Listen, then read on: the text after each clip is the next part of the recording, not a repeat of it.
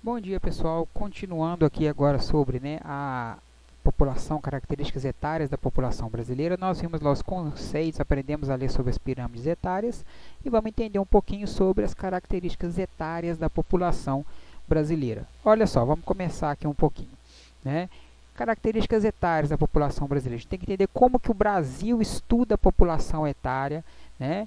Para a gente analisar, fazer os dados e análise, né? Segundo o IBGE, o que acontece? A gente analisa o quantitativo, né? Ou seja, de gênero, ou seja, número de homens e de mulheres, né? E segundo o IBGE, ele sempre o que? Ele equaliza, ele nivela por igual o número de homens e mulheres de acordo com os nascimentos, né? Vai nascer sempre o que?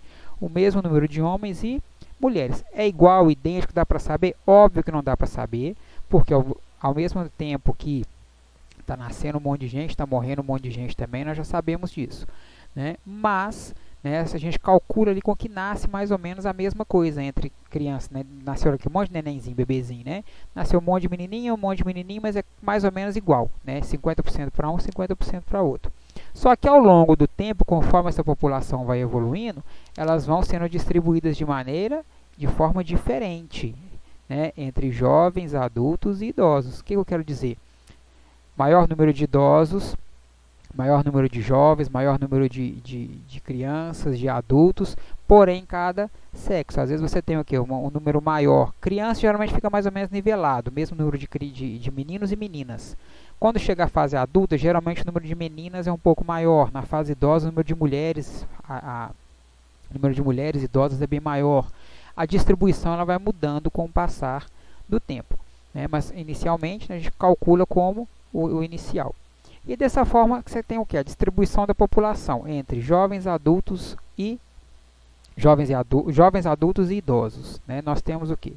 Primeiro, nós temos o que? O número de jovens, né? Os jovens quem é classificado como jovem? Para efeito de cálculo de habitantes da população brasileira, né? É calculado são todas as pessoas com idade entre 0 e 19 anos, né? Então são o que? São os jovens.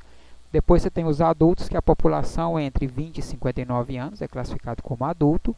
E atualmente os idosos são todos aqueles chamados, né, reconhecidos como acima dos 60 anos, né? Então esses aqui são os chamados, né, a classificação, de acordo com o IBGE, entre jovens, adultos e idosos, né? Então essa que é a característica de cada um deles. Então o que acontece? Nós já vimos sobre a pirâmide etária, né? Como é que funciona o gráfico e tudo mais. E aqui nós temos as pirâmides etárias do Brasil, né? O que acontece aqui com a pirâmide etária do Brasil? Observa uma coisa, né? A pirâmide etária, gente, de um país, ela não é fixa, não. Ela vai mudando com o passar do tempo, conforme a população vai mudando a sua estrutura. E a mesma coisa aconteceu com a população do Brasil. Observa aqui, ó, pirâmide etária da década de 1980. O que significa isso? Né? Lá no ano de 1980, como que era a população do Brasil? Nós tínhamos o quê? Uma base da pirâmide extremamente larga, né? E ela ia estreitando, estreitando, estreitando, e olha aqui, ó, o topo da pirâmide bem estreitinho, né? Isso significa o quê? Você tinha grande quantidade de nascimento de crianças, as famílias ainda eram grandes naquela época, né? A qualidade de vida nós já vimos que ela não era tão boa e ela ia estreitando. Só ver um negocinho aqui, ó, né? Então, nós tínhamos essa característica, né, das pirâmides etárias do Brasil, né? Lá na década de 80, com o passar do tempo, ela foi mudando. Depois ela passou a ter o que? Esse formato aqui, né? Qual que formato que é esse? Já nem é mais o formato de pirâmide, mas a gente percebe o que? Que o número, a base, ela estreitou bastante e, né, e o topo ali também alargou bastante, aumentou bastante, né, o número de pessoas com mais de 70 anos de idade. E aqui é a expectativa para o ano de 2060, a estimativa, né, para o ano de 2060, que seria o quê? Um equilíbrio total com uma proporção maior do número de idosos, né? Então aí essa que é a característica, né, a evolução aí da pirâmide etária do Brasil. Agora vamos tentar entender o porquê disso, né? A gente percebeu que ela vai mudando com o passar do tempo. Agora o que aconteceu ali com o passar do tempo, né, que a pirâmide etária ela foi mudando do Brasil, não só do Brasil, como de vários países do mundo também tem mudado com o passar do tempo, né? Por quê? Porque percebe que está tendo uma consecutiva melhora na qualidade de vida da população, né? E também começa a perceber o quê? Que já começa a aparecer o chamado controle de natalidade. O que é o controle de natalidade? Começa a reduzir o número de nascimentos de crianças. Resultado disso tudo, né? Começa a aparecer um número maior, começa a aparecer o quê? Uma mudança, né? Na característica das pirâmides etárias. Por que que isso acontece? Né? Observa que a base vai ficando cada vez mais estreita, né? O que que isso significa? Que a natalidade está diminuindo. Ou seja, se a base está estreitando, quer dizer que está nascendo cada vez menos crianças no mundo. É aquela coisa que eu perguntei para vocês na última aula, né? Quem aí tem, né? Só para perceber entre vocês e seus amigos, né? E comparar, por exemplo, com seus pais e seus avós, o número de irmãos que vocês têm e que seus pais e avós tinham. Vai perceber que vocês têm bem menos irmãos, e seus amigos também, do que os seus pais tinham. Com certeza, seus avós tinham mais de 5, 6 irmãos, era extremamente comum isso antigamente. Seus pais também era comum ter mais de 3, 4 irmãos. E hoje é extremamente comum ter 1 ou 2 filhos no máximo por família. Então, o que está acontecendo? Está diminuindo o número de nascimentos, né? E o corpo e o topo cada vez mais largo significa o quê? Que tem um maior número de pessoas adultas e idosas. Ou seja, as pessoas que nascem no país chegam à fase adulta e idosa. O que que isso significa? Uma melhora na qualidade de vida da população, né? Então você tem o quê? Essa característica, né? Que você tem o quê? Essa mudança. Peraí, cadê? Que você tem essa mudança, principalmente na base e no topo, né? Ou seja, uma melhora na qualidade de vida, né? Então, basicamente, o que a gente pode dizer aqui, ó? Que 1980, né? Aí passou aí 30 anos, né? 1990, 2000, 2010, 2017, né? Passou aí mais de 30 anos. O que significa?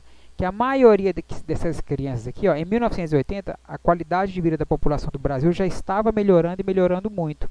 Então, a maioria dessas crianças que nasceram aqui chegaram à fase idosa, elas já estão aqui nessa característica. E em 2017, né, a população já não quer mais ter aquele tanto de filho, então já está nascendo um número cada vez menor.